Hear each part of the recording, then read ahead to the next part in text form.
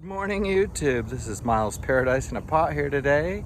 And today we're going to go up to the Bellagio Hotel and Casino and check out the autumn display they have going on there.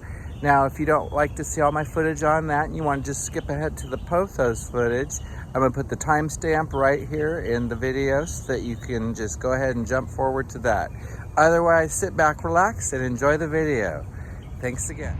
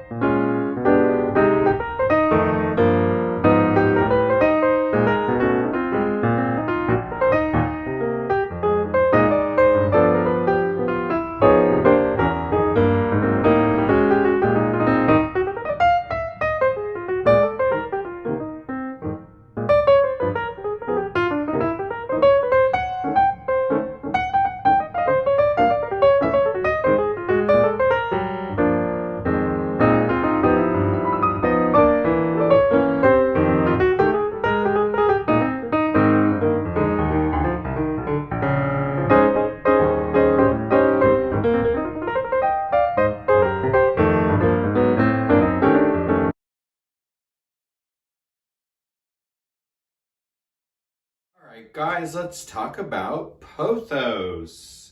So the first thing I'd like to say about pothos or epipremnums is that they are the easiest plant that we can all grow. And I think it's a really good starter plant for somebody just getting going in the plant hobby, because it really encourages you to want to grow more, because it is such a good grower. It's very forgiving if you underwater it, if you overwater it. It tends to give you a lot of leaves, a lot of growth, a lot of vines. They're a lot of fun. So the one thing I find about my epipremnums or my pothos, because there are also the oriums. Well, yeah, they're all epipremnums, but there's the oriums and then the pinnatum's. And I have 7 total different types of pothos.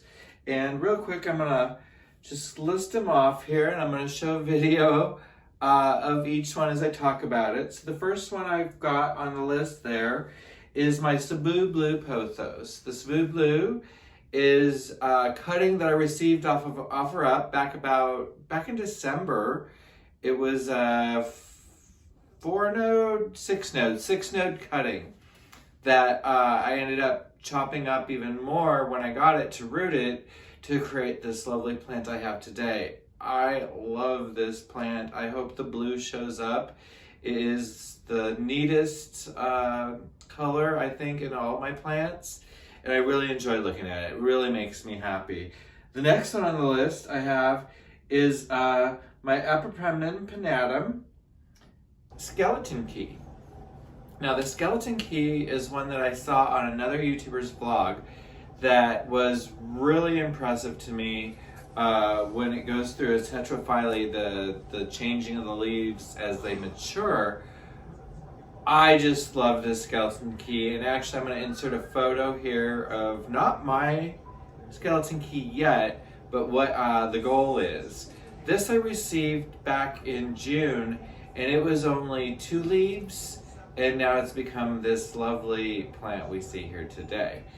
It's a very vigorous grower. Each leaf seems to be getting a little bigger, and there's a little indentation you might be able to see, or kind of like a little wave right where that skeleton indentation should go. So I feel that it's getting close. As soon as I do have my first skeleton key leaf on that one, I will post it to Instagram, because it will be like one of the most exciting things that I've had happen. The next one I'm going to talk about is also a pinnatum, and that's the Enjoy pothos. This Enjoy I got as a cutting from my local plant shop down back in June, and this cutting only had 4 little leaves, but it was a really long stem, so I did something I'd never tried before, and it's where you take and chop up each little node, and if the node has no leaf, I guess it's called a chunk or a chunk, you put that into like sphagnum moss and let it root up, and you'll get a leaf hopefully eventually come off that. And quite a few of them took off really well. And actually I have the very last bloomer here, and I'm gonna put a little clip of that one real quick, of the one that's just barely getting going, because I put him in his own little separate pot so that it's like right in my kitchen sink where I can keep an eye on it, because I always like to baby my new plants. So those are the pinnatums I have. Now the next group I have are the oriums, and those are the ones that most people get as gifts, as cuttings, as grandma plants. That is the pothos that's been around forever. And the first one I want to talk about is the Marble Queen. Now the Marble Queen, this is my first plant, probably twice, because I remember it was a pothos back when I was a kid that I started growing and propagating. And to me, that was the neatest thing. If you could cut it up and put it in water and get it to root and then make another plant, and then you could give your friend a plant. I guess I was kind of a nerdy kid, because I always thought that was a great thing to do. And whenever I gave my older adult-like friends those plants, they would be like, wow, that's really kind of a neat gift. I don't know if they meant it or they were being nice, but some of those people still have those plants, so maybe they meant it. Then we have like the Golden Hawaiian, and this one here is from my friend Lavina. She actually had me nurse her pothos back to health. Her I guess one of her children had left it out into the sun in Las Vegas, and it got to be 114 degrees, and it kind of cooked a lot of the bigger leaves. And she had leaves that were dinner plate size on this pothos. It was a really beautiful golden Hawaiian. And these are some of the cuttings that I kept because I told her I was going to have to charge her a fee. And I figured 2 cuttings was pretty fair. And I didn't have any golden Hawaiian, so I did make a nice addition to my collection. And she agreed, and this is the plant I made out of it. Now, that was back in June. So again, these are 2 little cuttings that have really taken off. And I'm going to get to how I get my pothos to grow in just one moment. Let me get over all these plants we have first. Now, the next one I'm going to talk about is the neon pothos, and this is kind of a newer one to me, which is kind of really neat. I got a little cutting from a friend, and it had 2 leaves, maybe 3 leaves on it, and I ended up cutting that in half and rooting both those pieces. They both rooted well, and I put them in with this other pothos, only because I didn't really want to put it into a little pot by itself, and I had all these other cuttings that were ready to go into that pot as it was, and I thought, well, they can just grow in there until I get longer vines, and then I can make a bigger, fuller plant of just the neon green later on. I'm never in a hurry, and I just like the idea. I guess it's like Pokemon. You want each of the different kinds of pothos, and so I was excited to get that neon green. And then the last one I'm going to talk about is the Manjula. This one's my latest, newest pothos, and it's the only pothos I've ever received that was in dirt. And it was still, I didn't pay for this one. I think I paid for any, no, I paid for the Cebu Blue and the Skeleton Key. I paid for those 2 for sure. The Enjoy was a trade, the Neon was a friend, Marble Queen was an employer. They had a Marble Queen pothos that was just out of control when I started work at this company in Boise. And I moved the plant to the sink to water it, and when I picked it up, a piece of the plant had fallen out.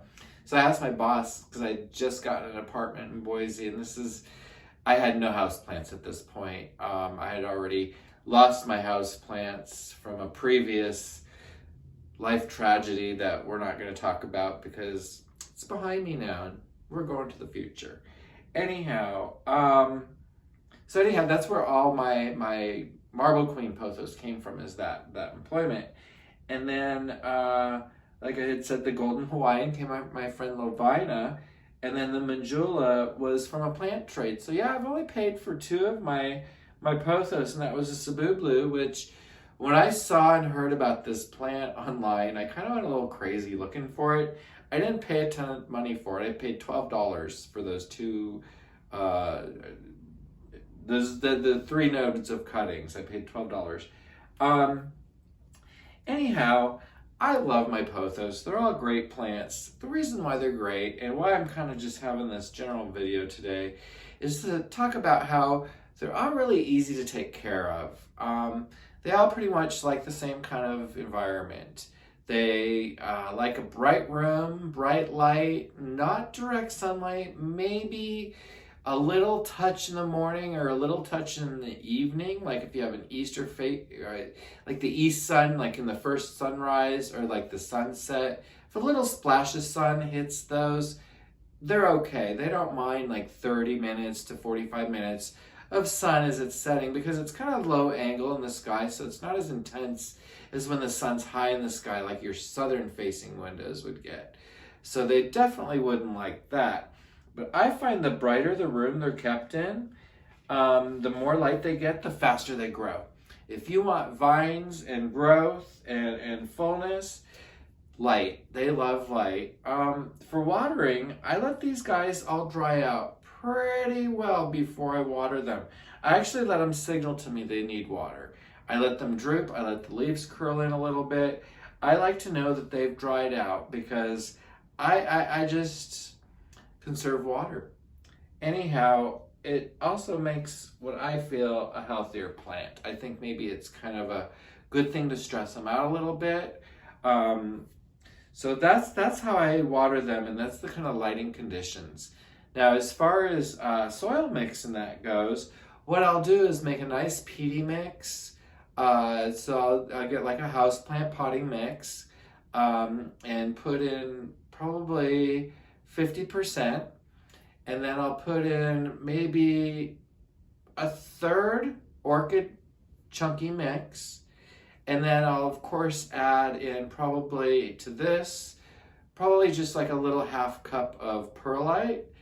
And then I'm gonna mix this all up and really get it stirred up so that we can I'm gonna take 2 of my pothos here today. And this is actually the one that's from my employment.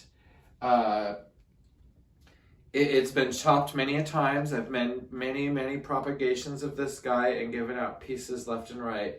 But this little pot has been put together, and you can see it's kind of got a weird vine that's kind of just like hanging in between there. I don't know if you can see all that.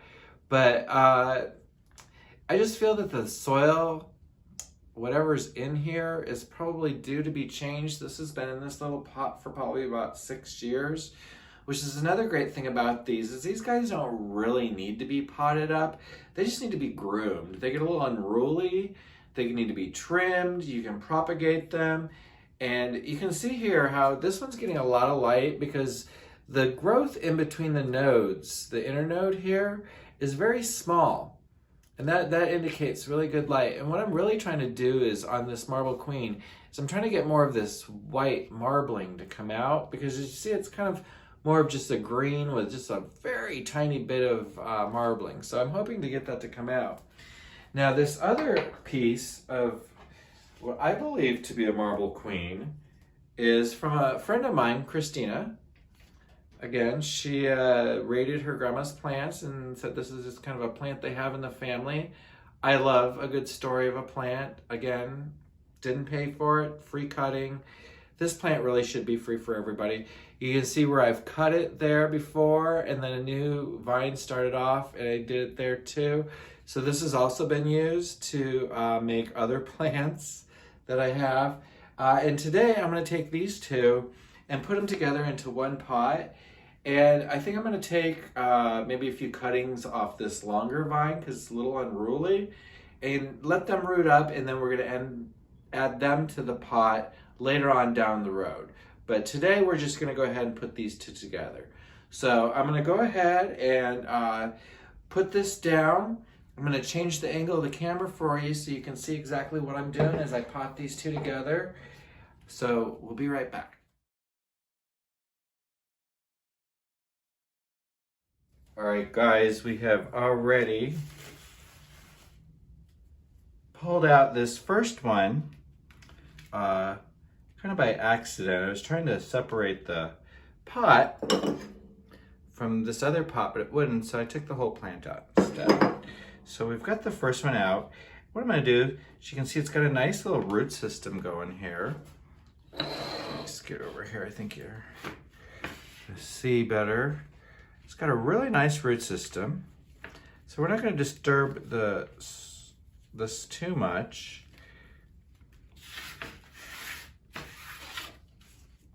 And we're going to go ahead and get this one out. It's pot. I'm just going to give it a little push on the bottom there. Look at that. Oh, that guy's been there a long time. Look at those roots. That's 5 years worth of roots on a pothos. It's kind of fun. I'm going to go ahead and break this up too. Try to get out any of the old dead stuff. So like I said, this has been together for quite some time, so I can only imagine the nutrients in this is pretty. Look, see, I used a rock to actually block the hole. I don't do that anymore now that I use more of a chunky mix. So there, I've got the roots loosened up on this, and yeah, there you go. The reason I'm doing that is because, like I said, this plant, gosh, 2014 is when that got potted up, and yeah, it's got some weird things going on.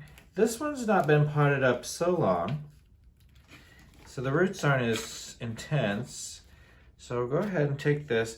I'm gonna use that new mix that I showed you a minute ago.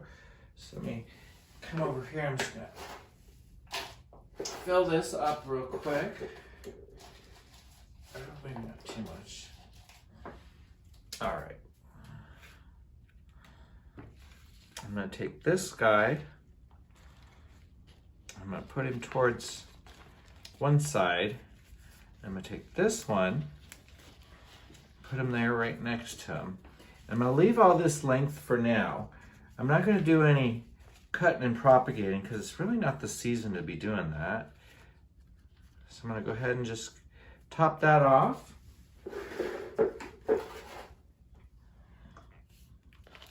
To really get that in there. This is all new, all fresh.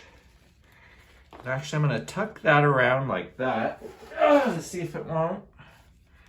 Go ahead and root up in there. Well, everybody, I want to thank you for joining me today to talk about pothos. Let me know about your pothos, your epipremnins. What kinds do you have? What kinds are you looking for? If you like this kind of content, please give me a like. Thumbs up is great. Please follow. And yeah, make some comments down below. Let's talk about plants. All right, everybody. I want to wish you a great day. Thank you again so much for watching. This has been Miles. Take care. Bye.